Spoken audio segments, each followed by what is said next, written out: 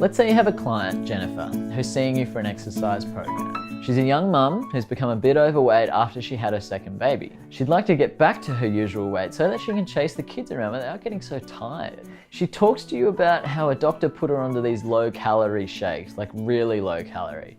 And she's been sticking to the plan, but her husband calls them a fad and thinks she needs to talk to a psychologist.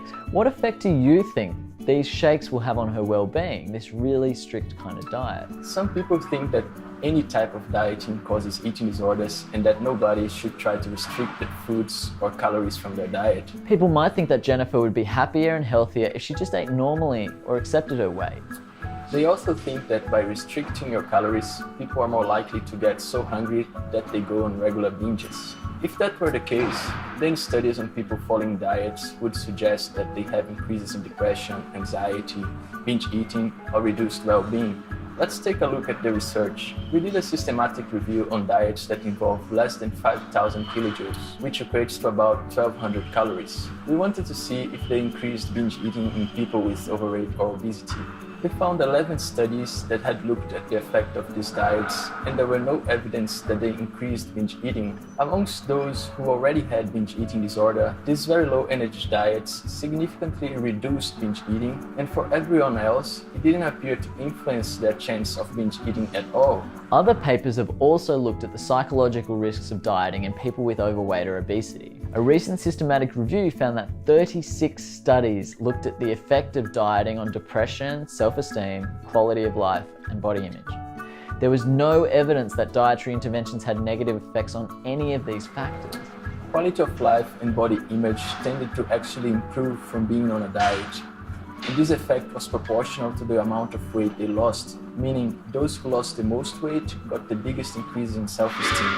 People with overweight and obesity who went on diets usually ended up with lower depression and higher self-esteem, even in some of the cases where they didn't lose weight.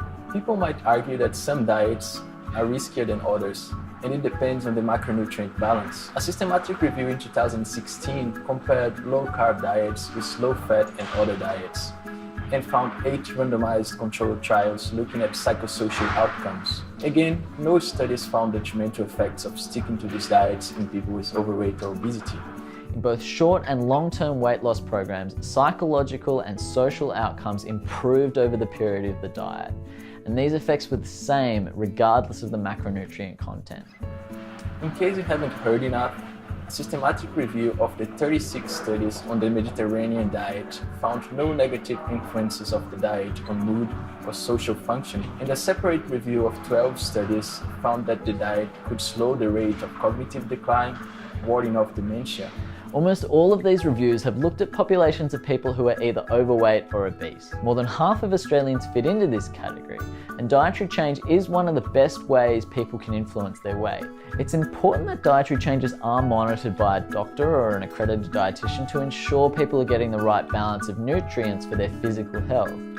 However, as far as their psychological health goes, for most Australians, dieting is less likely to be a risk to their well-being and more likely to have benefits. For Jennifer, as long as she's checking in with her doctor regularly, then let her have her shake.